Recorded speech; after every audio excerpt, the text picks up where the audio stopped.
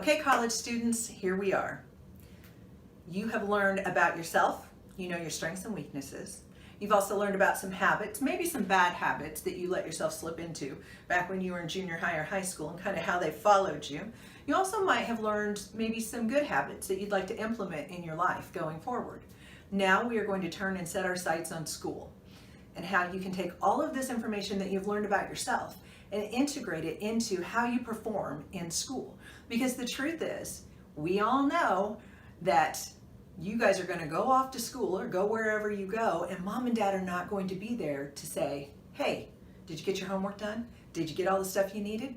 And when mom and dad aren't there to be that outward system and that outward structure, sometimes we're like, I don't know, do I feel like going to class? Maybe I don't have to turn in that homework. And when that outward structure goes away, we find out very quickly whether or not we want to do the work that is necessary to have the future we want to have.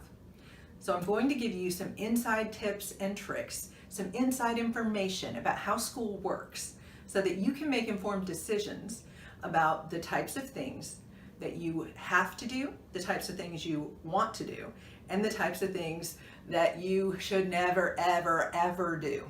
So from a teacher's perspective, that's right, you're going to get the inside scoop.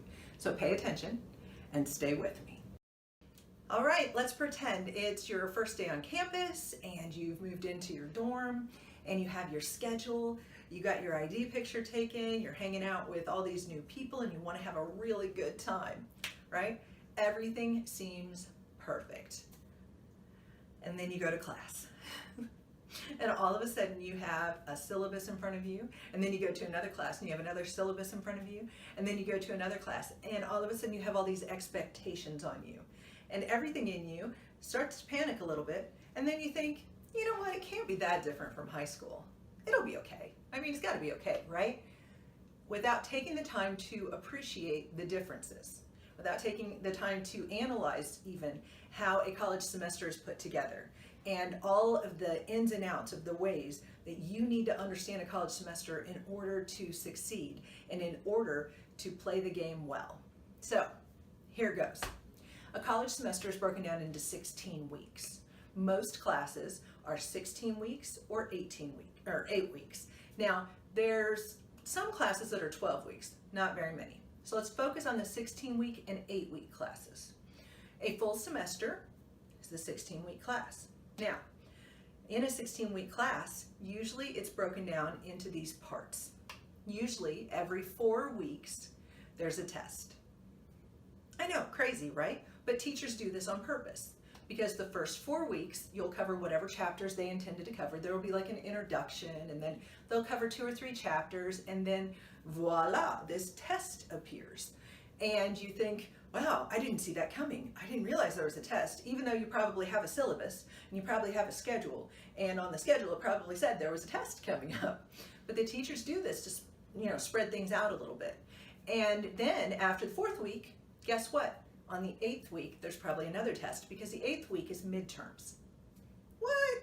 All of a sudden, that's your midterm exam. And then 4 weeks later, there's another test. And then 4 weeks later is your final exam. Now, why do these things matter? They're usually pretty evenly spaced, giving you enough time to predict and prepare so that you can study all the way up to the 4 weeks. You don't have to worry about all 16, but you do need to pay attention to the 4, because if you wait until the day before a test to study, that's going to cost you. You need to pay attention, and I'll tell you later how to study and how to get yourself prepared for the test and all of that kind of stuff. But you need an overarching idea of this schedule. That it's sort of like Christmas. You know how you think, oh, I need to have enough money for Christmas presents for people? Christmas comes at the same day every year, people. This is not a surprise. I actually really suck at planning dinner for my family. And you know what's interesting? Every day, dinner happens around the same time. This is not a shock to anyone. Why I forget to plan it, I don't know. But the same thing happens with students. We show up to class and then we forget that sooner or later a test is going to show up. And good news, now you know it generally happens every 4 weeks. And most teachers give you a schedule where they actually lay out the basic due dates.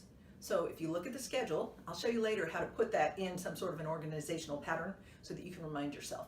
But it's just good to know, okay, this is how they usually fall. Now, let's say for some reason that you got a really bad grade on that first test, and for some reason your homework is abysmal, and you've got a really bad grade in the class. Okay, well, is it a really bad grade you can't recover from? Or is it a really bad grade, but if you start working really hard, you're going to be able to raise your grade up? The difference between those two is huge, because at 8 weeks, you can drop the class and get a W. A W is a withdrawal, right? Yay, all is good. And then at the 8-week mark, you can pick up a second 8-week class and still maintain your full-time status.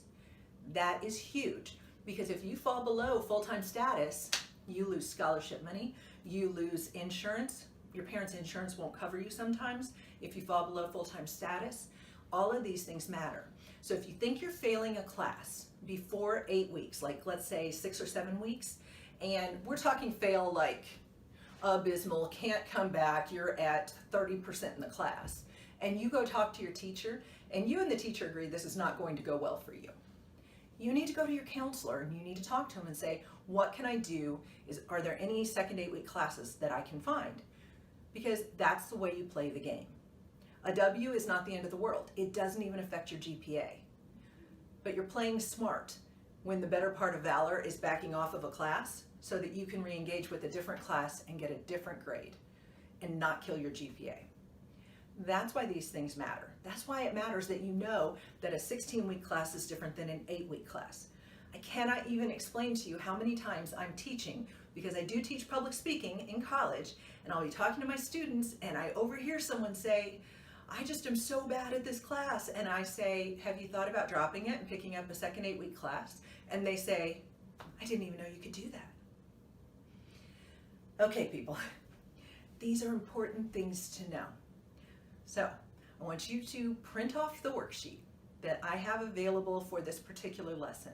And I want you to start to outline a semester, and I want you to start to think about the points at which there's no return as far as your grades, as far as dropping a class. All of these trigger points that you need to think through in a semester so that you can make the best decisions possible, so that you can play the game well.